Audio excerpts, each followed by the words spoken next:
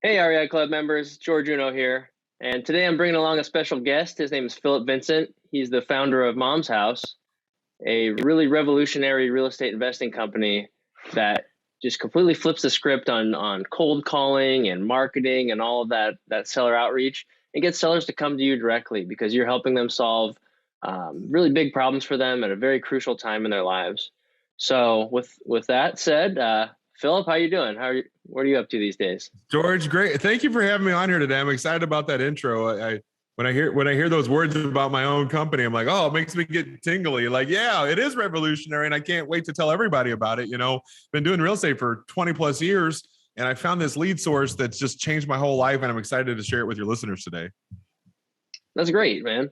I loved it too when I first heard about it, and that's why I had to bring you on here. So before we get to that, though, take us back to your start before you got started in real estate investing. What did you do when you were just a regular Joe? You know what? I actually built my first house when I was 20. So I started off in development, and I worked my way back to a wholesaler. So I always say I did this business backwards. I realized that general contracting, new home development, land splitting, all those things didn't fit my personality very well. The timelines were 18 months, 24 months to get that paycheck.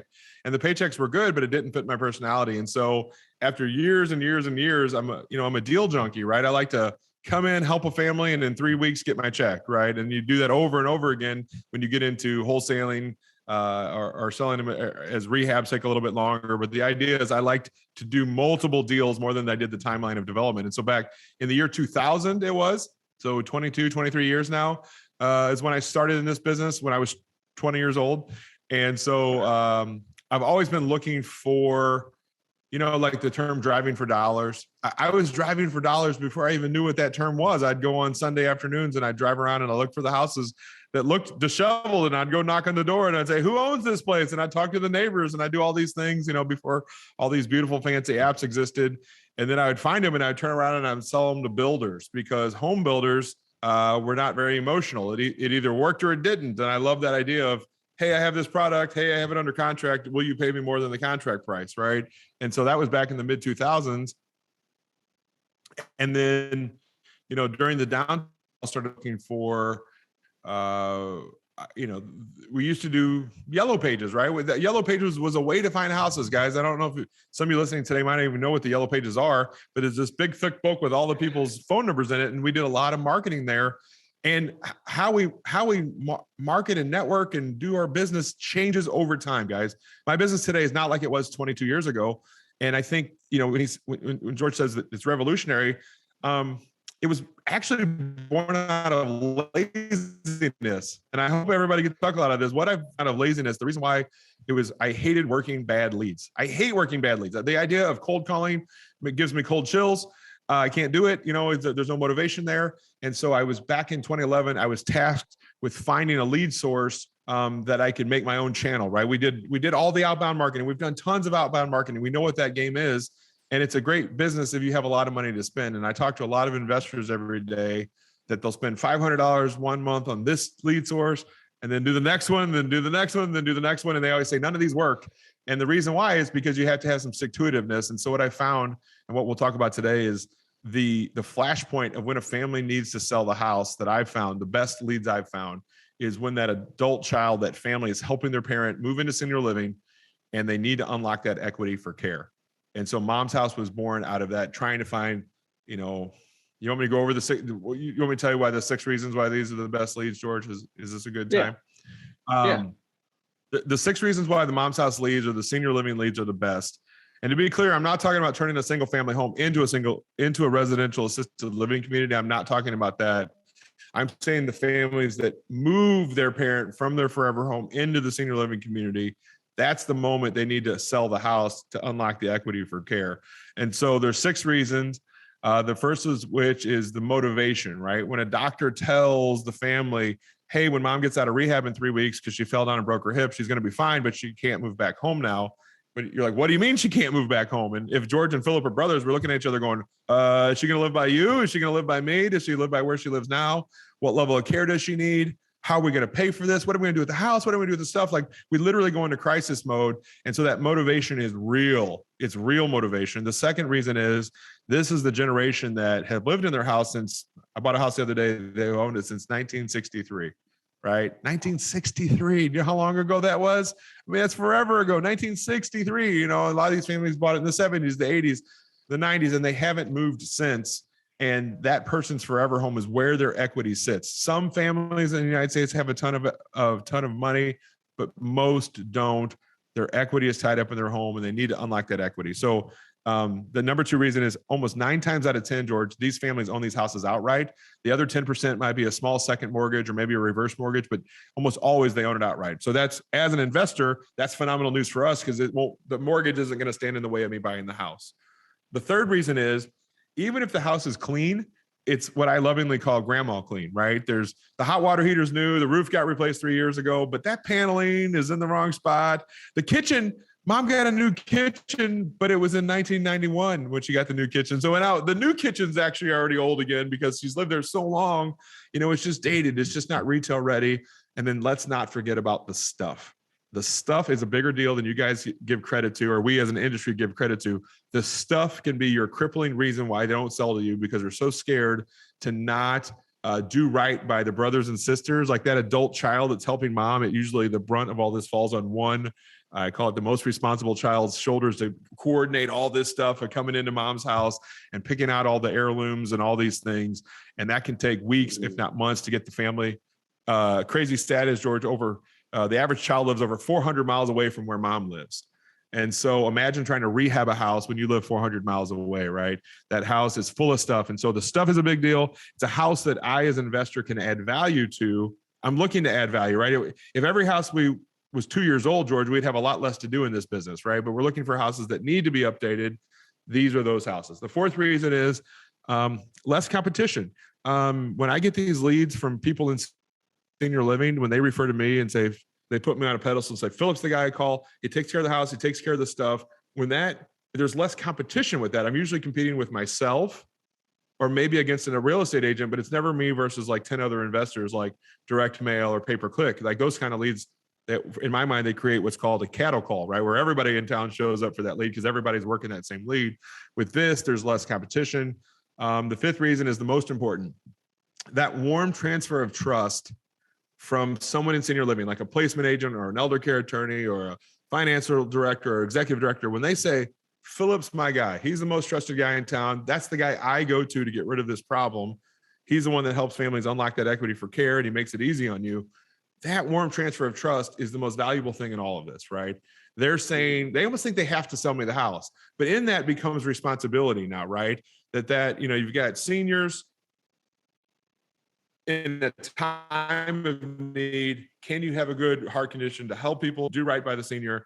I'm not saying you can't be in a for-profit business. That's not true at all. Of course, we can make money in real estate, but do you have the empathy to try to help these people in their time of need? So you add those 5 reasons together and you're like, yeah, I want these leads. These sound like the best leads ever. And then when you hear what the 6th reason is like, okay, that was the cherry on top. It's that when you do this right, I'm going to teach you guys how to find these leads to come to you from those different people in senior living. You're now a tool for that person in senior living to have their job go easier. What's in it for them, right? Everybody cares about what's in it for them. So if you're a placement agent and you get paid on placing someone, having that house's equity unlocked helps them move in quicker. And now you get paid quicker, right? I'm a tool now for all these different job titles in senior living. I help them make more money with the clients they already have. And that's why these leads are free. So the best leads in real estate are actually free. You just have to know who to build the relationships with. You have to know what not to say, George. I don't do it as a real estate investor, that I word. We love that I word. We can say investor all day long, but in the senior living world, all they hear is the word shark, right? Mm-hmm. That's all they hear when you say, I'm an investor. And it might even be worse is when you say, I'm a real estate agent. You're like, oh shit, that's even worse. So like an investor and real estate agent. And the reason why it is, when they hear the word investor, they hear the word shark. When they hear the word real estate agent, that's how they've been fixing this problem for the past 35 years. There's nothing new there, right? That's the way it's been fixed. And sometimes the problem with the real estate agent is when they walk into a house that maybe, I haven't said this yet, but what do you call a hoarder that you like? If somebody's a hoarder, but you like him, what do you call him, George? Grandma. and an aggressive collector. You know, grandma, she wasn't quite a hoarder, but she was a bit of an aggressive collector. And so that's how I lovingly refer to it. And so when that realtor walks in, remember, they just found out mom fell down, that she had to have a surgery. You found out the place that George and Phillip picked out is $8,000 a month because we pick out the nicest one, not the cheapest one, right? And we're like, and now the realtor shows up and says, clean this place out, do this list of rehab items. We're just like, I don't even live in town. I got to get back on the plane in 2 days. You know, like, what are we doing here? And that's where Mom's House was born. There has to be a better way. And I'm looking for investors nationwide that can help me with these leads that are coming into our system. It makes a lot of sense. And I love that you have that piece in there where you're not just taking advantage of everybody. You're actually trying to help them out. And like, that's the biggest like mindset shift in your whole niche, really. Yeah, I would say I look at it as, how do I sit on the same side of the table with the family versus across the table from the family, right? It's not adversarial. It's how do we fix this together? I don't buy every house, but I do a really good job because I work with families that need my service at the moment when I'm being called in. So my close rate's through the roof because I'm dealing with families that need my service, right? Like 4 out of 10 houses I'm closing because they need my service at that moment. Mm-hmm. So how did you stumble into this? I mean, you started off, developing houses, which is probably the backwards way, but how did you stumble into this? And how did you discover the system? I worked for a company that was doing a few hundred houses a year. So we were spending money on every type of lead source ever, from, yellow pages to pizza top box marketing to the back of the church bulletin to all the regulars, the pay-per-click, the direct mail, all the tried and true ways. And for every deal that we did via direct response marketing, we were also saying we also need to go out as these acquisitions guys and find our own leads. So a lot of guys would go out and work with real estate agents and with other wholesalers. And honestly, those are not bad lead sources, right? Real estate agents and wholesalers will have deals. But George, here's what I found. It was hard to keep their attention for over a year or two, because after a while they'll be like, how much did Phil make on that deal? And they'll get smarter, right? Because they're actually in real estate. They're in our business, and they'll bypass you or leave you, or they'll get their head turned.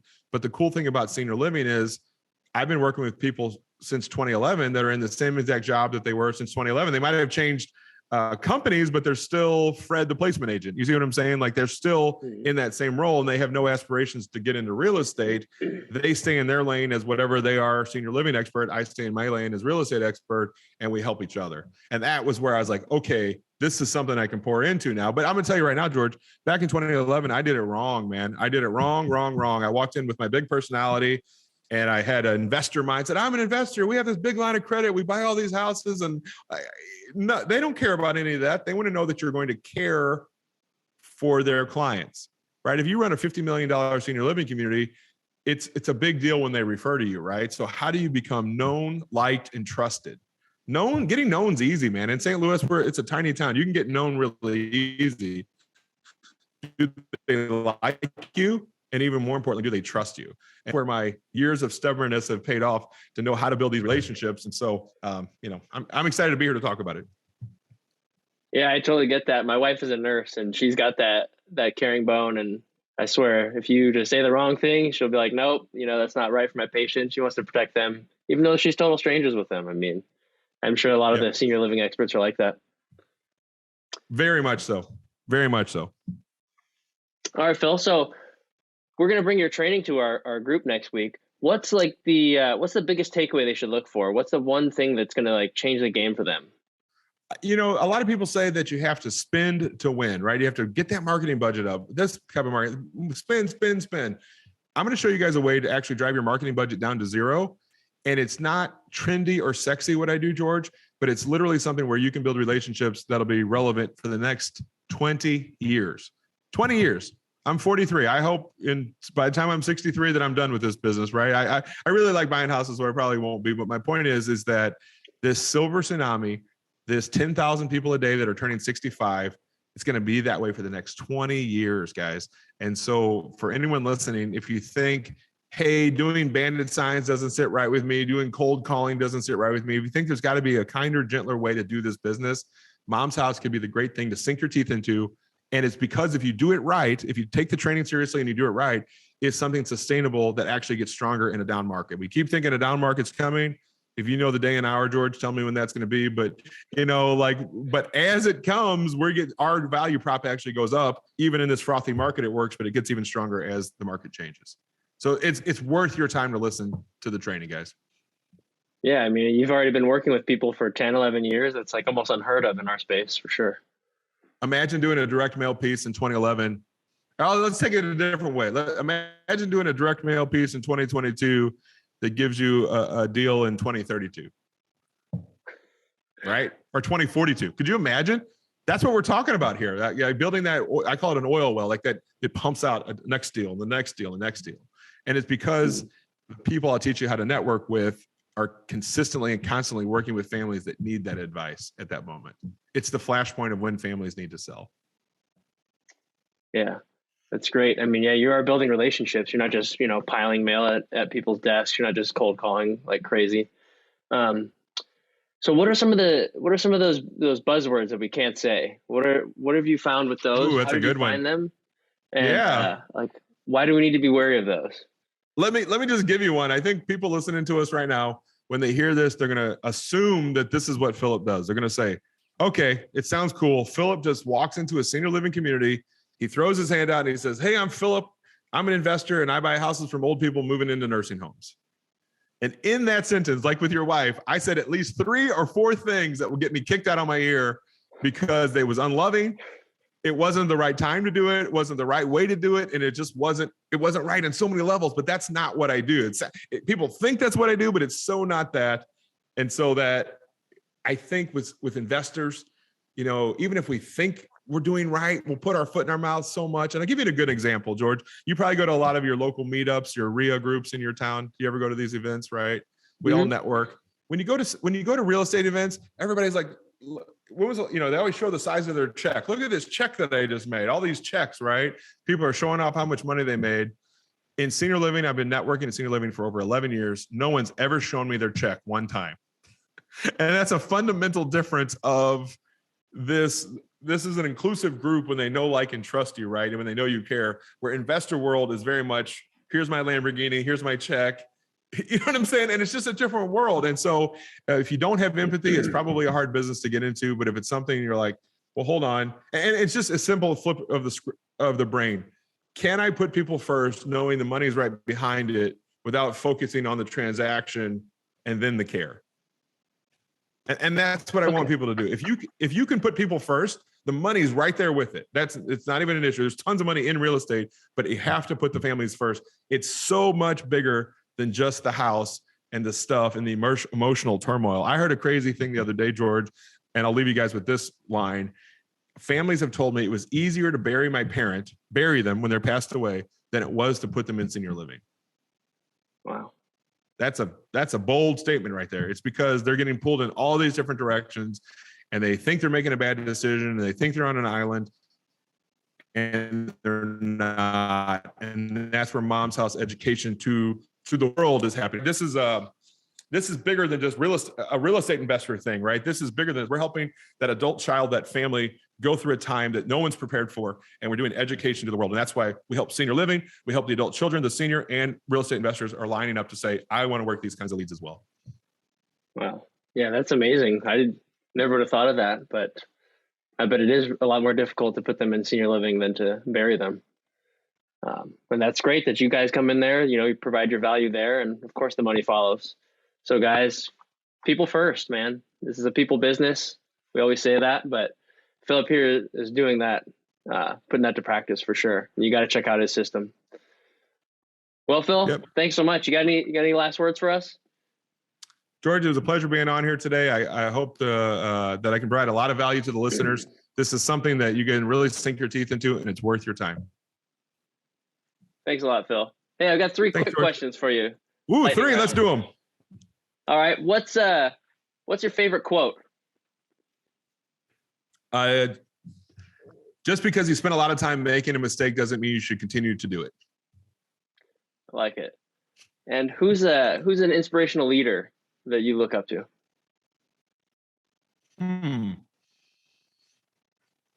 A guy named Gene Garino that just recently passed away. He was in our space in senior living. And I feel selfishly I didn't get to learn enough from him. He was a guy that put people first a lot and understood how big this problem is, the senior need is. And he was unique. He was senior living and real estate like me. He had a different business, but he was somebody I really looked up to. Oh yeah, I remember hearing about Gene last fall. Yep. And then what's one of the personality traits you feel has contributed most to your success?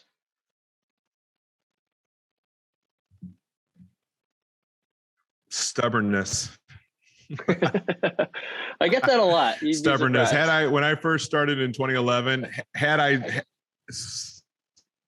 stubbornness. Had I just stopped when I was told no, I wouldn't have my beautiful, I wouldn't have these things. If it's something good, it's worth fighting for, right? And you have to go out. No one's going to give you anything in this world. And I love my action takers, right? So even if you're told no, are you learning from that no, right? Are you adapting? Are you changing, right? I love, to make omelets, you have to break eggs. So my stubbornness is probably the thing that's gotten me here today. All right. I love it. Thanks so much, Phil. We'll talk to you guys later and we'll see you on the webinar. Thanks, guys. Thanks for having me on. Appreciate it.